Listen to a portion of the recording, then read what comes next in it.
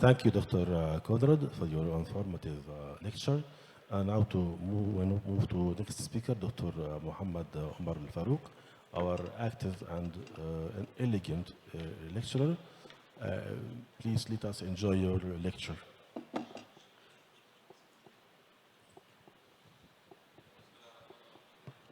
Bismillah ar-Rahman ar-Rahim. Thank you very much for the kind invitation, Professor Nasser Saeed. I would like to summarize my lecture in just one sentence. And my sentence will be every vascular, yes, it will be 1 minute. Yeah, I can finish after that. Every vascular surgeon can start his artificial intelligence programming by today. You don't need to buy a computer. You don't need to have a high terabyte CPU. You don't have 20 gigabytes. All this is supplied free of charge by Google, and it's free access by today. So let me summarize over the next 8 minutes the AI and machine learning to vascular surgeon. By the way, I used to speak to Conrad. He is interested in artificial intelligence. He thinks that by year 249, the machine learning will solve the problem of death. With a huge mega data, he will know exactly what to do, when to prevent this. But luckily, me and him will not live to that day. But that day is predicted by artificial intelligence. They can even solve death problem. For a religion point of view, I don't believe this is happening, but at least this is an information. So AI and machine learning for vascular surgeon. Now it's become mandatory in most universities in the United States, first year to study AI.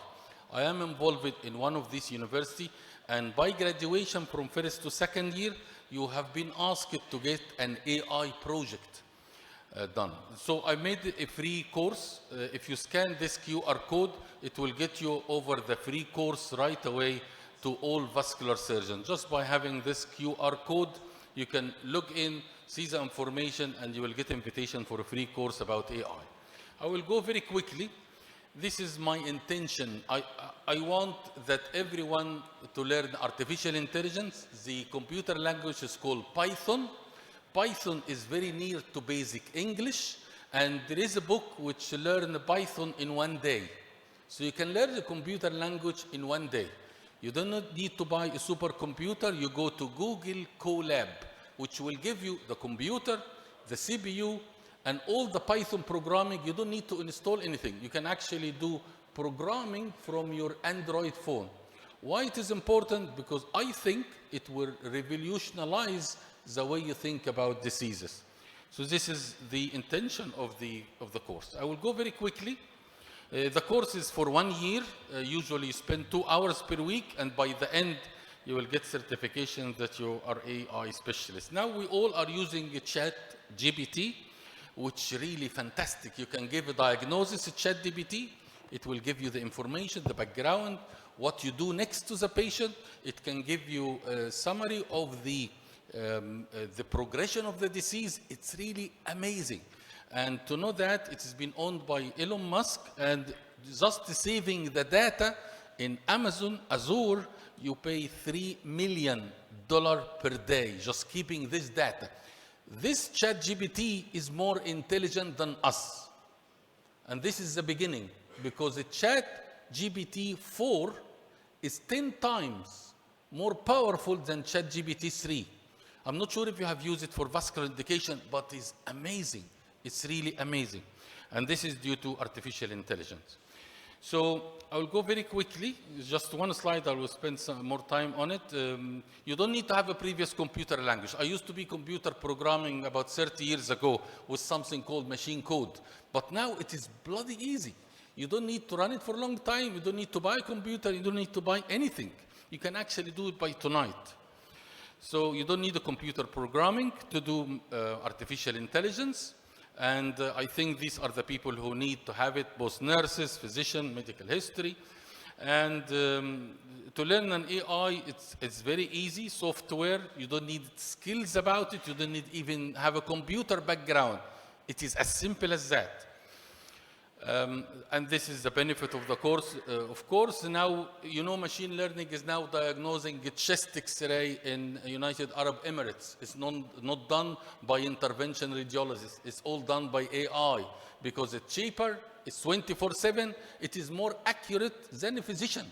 It will come a stage that we'll have an AI in vascular medicine, angiogram will be more accurate than us. This is an important point to jump in. 2 hours per week, it's an easy course. I will go very quickly because this is an instruction of Professor Nasser al-Saeed for you to have a nice supper. I've been asked to give a presentation about AI to American University in USA for first year medical student. I will be surprised when they graduated what the level they will reach. And you don't need to, this is the important page that I want to spend time on. Now this page is Google Colab. Anyone who have Gmail, if there was a pointer, it would be fantastic. So that's a pointer. So anyone with a Gmail will go for this application, Colab. Colab is an application that free of charge. It's a beautiful idea by Google. It said, well, you want to do AI programming? Okay, I will give you a computer. This is a computer. And this is not just a computer that is normal speed with CPU. No, there is something after CPU called GPU, which is gigabyte processing unit. It's actually terabyte processing unit. So when you get a cancer patient and you put all the data in and you get a program, it can diagnose benign cancer. Can you believe how many lines I've done it? In 6 lines. Just 6 lines I can diagnose benign from malignant tumor. It is as easy as that. And this is the computer supply. This is the RAM. It will give you a hard disk which around 20 gigabytes of hard disk, and the RAM is about 80 gigabytes of RAM, random access memory. This is called supercomputer. In the old days, I used to do machine code, wait for 3 weeks to get an answer. This is maximum now, I wait for 10 minutes, maximum. I give them data, for example, a very famous program where cancer, they collected information about 100,000 cancer patients. It's cancer.cvi. I imported the data and then manipulated with using computer language called Python. And inside Python, it's what's called library. So there is library to predict if are you accurate or not accurate. How you can assess the result. What is the best? It's a beauty. That is why the answer to my question of my dear colleague Assam Osman, how accurate are we? Well, in the chest CT scan, they are bloody accurate. They are more accurate than a consultant radiologist. So if you go to Google Lab, these are the section, which is totally free. You will have an account and you will have a computer with RAM and you can run the code. This is the codings that I have done just as a page. And you can run the code, and if you have an error, in the old days we used to have a computer called decompiler. Decompiler is a program that tells you when you are going wrong. Sorry. So now you don't need a decompiler. It will tell you if you have wrong coding and what is wrong in your code, and you can correct it. So believe me, we can do artificial intelligence. It will affect our practice. It is as easy as speaking. It's not more difficult than that. I have a program for diagnosing cancer. I'm eager to get a program that will diagnose venous ulcer right away, but I need images because machine learning eats on data. If you don't get enough data, and data is a big problem because of the security reason and patient conflict of interest. So my message, as simple as that. You can do artificial intelligence as you speak, and you can do it by today, and you don't need to buy any new tools. And thank you very much.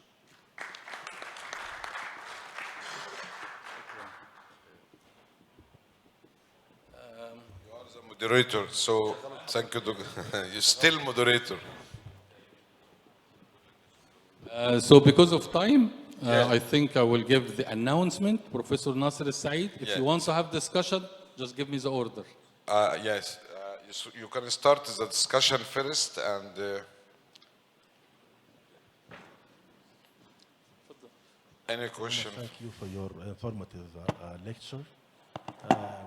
My question is how we can use artificial intelligence in vascular surgery just to take opinions and to or to intervene.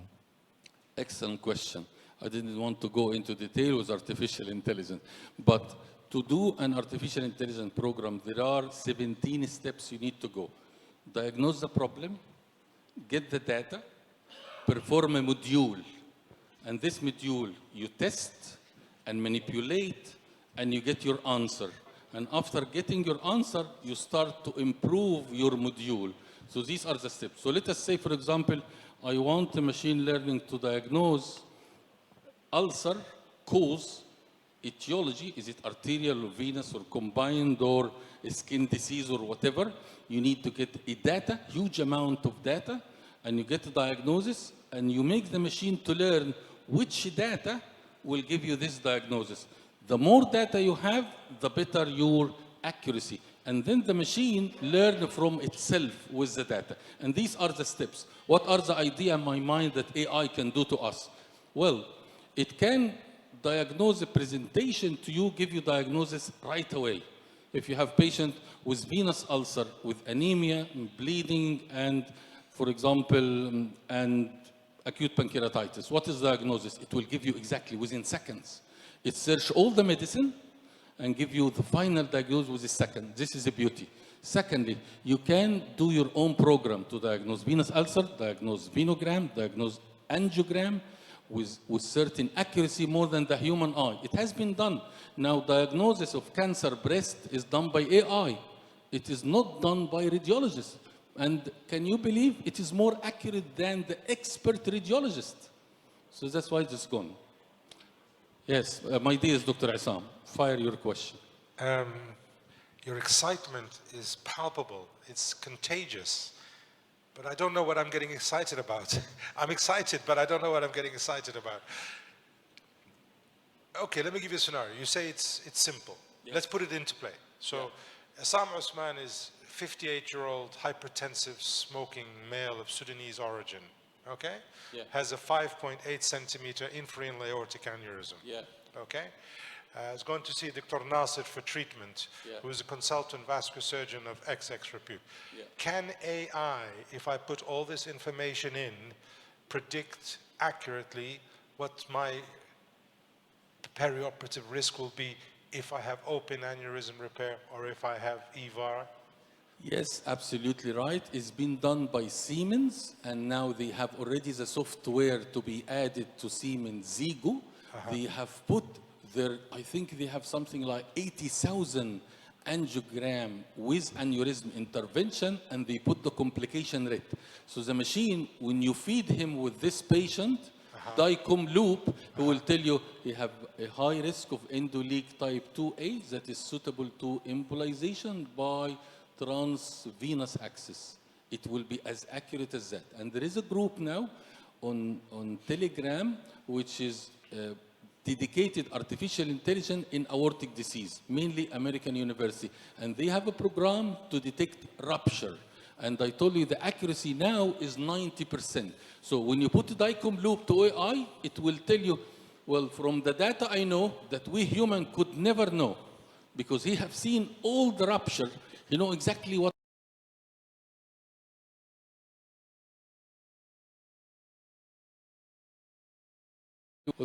It's part of the answer. Maybe we can take this conversation offline later on. Thank you. Okay.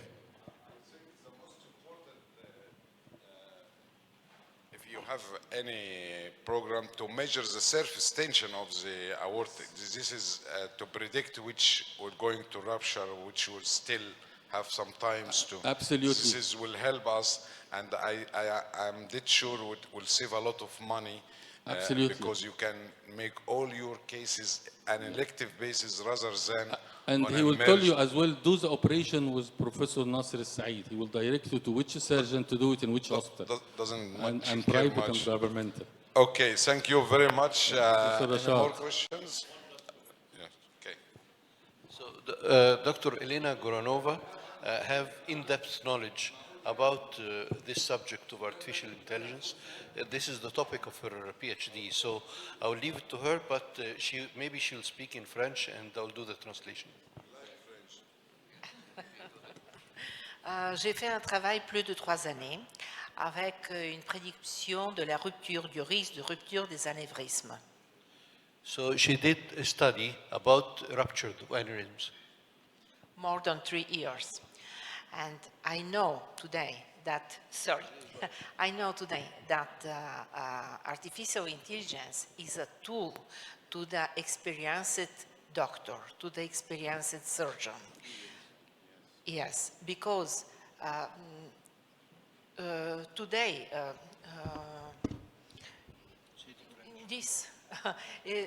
in this moment, we esteem that dangerous aneurysm is more than 5 centimeters in diameter.